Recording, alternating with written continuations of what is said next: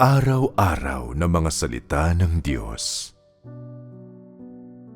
Ang pangunahing layunin ng gawain ng paglupig ay linisin ang sangkatauhan upang matamo ng tao ang katotohanan dahil kakatiting ang katotohanang nauunawaan ng tao. Ang paggawa ng gawain ng paglupig sa mga taong tulad nito ay may pinakamalalim na kabuluhan. Kayong lahat ay nahulog sa ilalim ng impluwensya ng kadiliman at labis na nasaktan.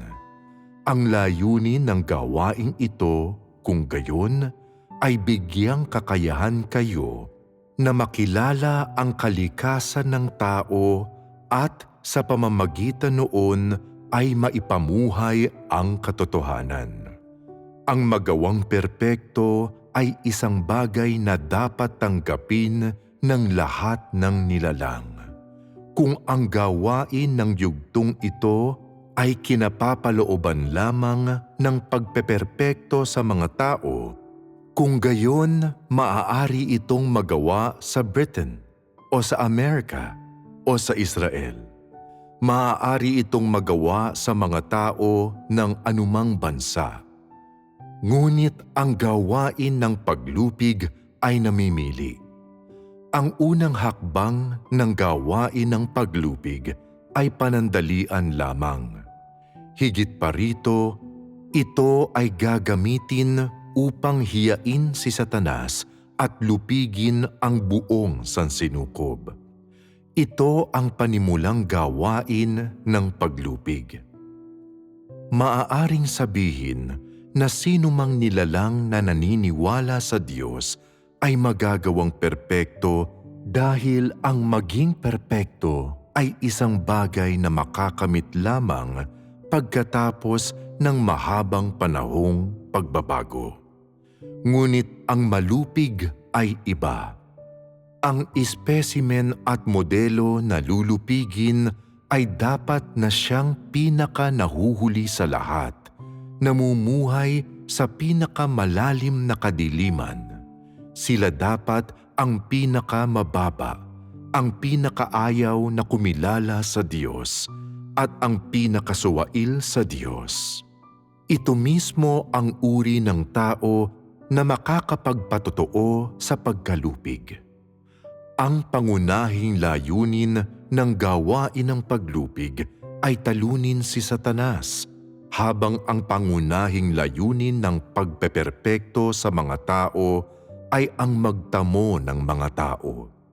Isinagawa rito ang gawain ng paglupig sa mga taong katulad ninyo upang bigyang kakayahan ang mga tao na magkaroon ng patotoo pagkatapos na malupig.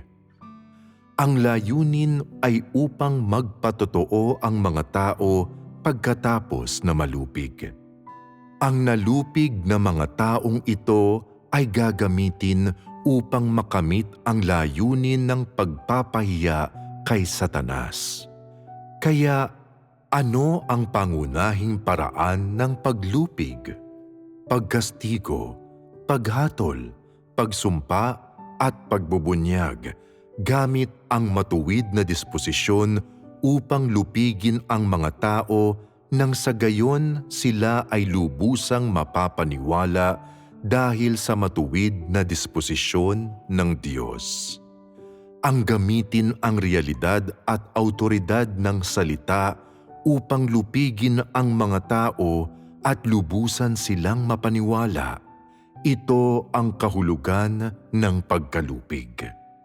Sila na nagawa ng perpekto ay hindi lamang kayang magsagawa ng pagsunod pagkatapos na malupig, kundi nakakaya rin nilang magkaroon ng kaalaman sa gawain ng paghatol, baguhin ang kanilang disposisyon at kilalanin ang Diyos.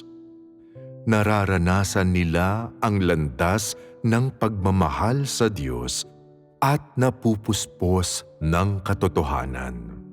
Natututuhan nila kung paano danasin ang gawain ng Diyos kayanin na magdusa para sa Diyos at magkaroon ng kanilang sariling mga kalooban.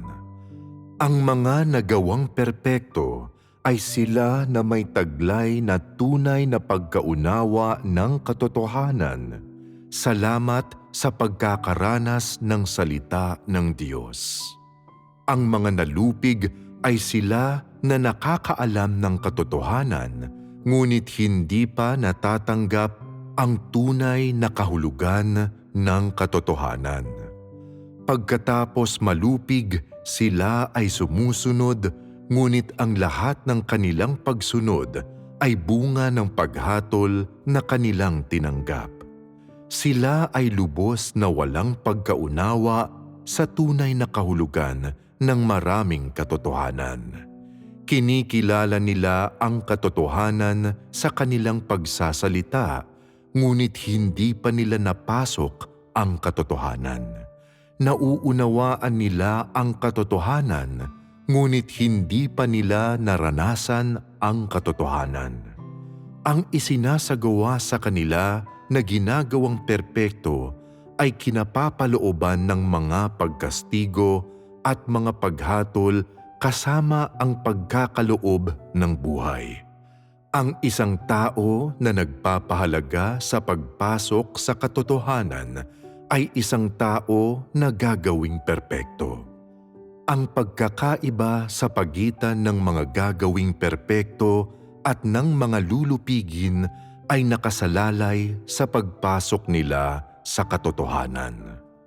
Silang mga nagawang perpekto ay nakakaunawa sa katotohanan, nakapasok sa katotohanan at ipinamumuhay ang katotohanan. Sila na hindi nakakaunawa sa katotohanan at hindi pumapasok sa katotohanan, ibig sabihin sila na hindi ipinamumuhay ang katotohanan ay mga tao na hindi maaaring magawang perpekto. Kung nakakaya ngayon ng mga taong tulad nito na sumunod ng ganap, kung gayon sila ay nalupig. Kung ang nalupig ay hindi naghahanap sa katotohanan, kung sumusunod sila ngunit hindi ipinamumuhay ang katotohanan, kung nakikita nila at naririnig ang katotohanan ngunit hindi pinahahalagahan ang pamumuhay ng katotohanan, kung gayon ay hindi sila maaaring magawang perpekto. Ang mga taong gagawing perpekto ay nagsasagawa ng katotohanan ayon sa mga hinihingi ng Diyos sa landas tungo sa pagkaperpekto. Sa pamamagitan nito, tinutupad nila ang kalooban ng Diyos at sila ay nagagawang perpekto. Sino mang sumusunod hanggang sa wakas bago matapos ang gawain ng paglupig ay isang nalupig, ngunit hindi masasabing siya ay ginawang perpekto. Ang mga nagawang perpekto ay tumutukoy sa kanila na kayang magsumikap para sa katotohanan at makamit ng Diyos pagkatapos ng gawain ng paglupig. Tumutukoy ito sa kanila na tumatayong matatag sa kapighatian at isinasabuhay ang katotohanan makalipas ang pagtatapos ng gawain ng paglupig. Ang pagkakaiba ng pagkalupig mula sa pagiging nagawang perpekto ay pagkakaiba sa mga hakbang ng paggawa at pagkakaiba sa antas ng pag-unawa at pagpasok ng mga tao sa katotohanan. Silang lahat na wala sa landas tungo sa pagpeperpekto, ibig sabihin sila na hindi nagtataglay ng katotohanan, sa kahuli-hulihan ay maaalis pa rin. Tanging sila lamang na may angking katotohanan at ipinamumuhay ang katotohanan ang maaaring ganap na makamit ng Diyos. Ibig sabihin, Sila na nagsasabuhay ng larawan ni Pedro ay ang mga nagawang perpekto, samantalang lahat ng iba ay mga nalupig. Ang isinasagawa sa kanilang lahat na nilulupig ay binubuo lamang ng mga pagsumpa, pagkastigo at pagpapakita ng poot, at ang dumarating sa kanila ay katuwiran at mga sumpa. Ang paggawa sa gayong tao ay ang magbunyag ng walang seremonya o paggalang, ang magbunyag ng tiwaling disposisyon sa kalooban nila, nang sa gayon ay makilala nila ito sa kanilang sarili at lubusang mapapaniwala. Sa sandaling ang tao ay nagiging ganap na masunurin, ang gawain ng paglupig ay nagtatapos. Kahit na ang karamihan sa mga tao ay hindi pa rin naghahangad na maunawaan ang katotohanan, ang gawain ng paglupig ay matatapos.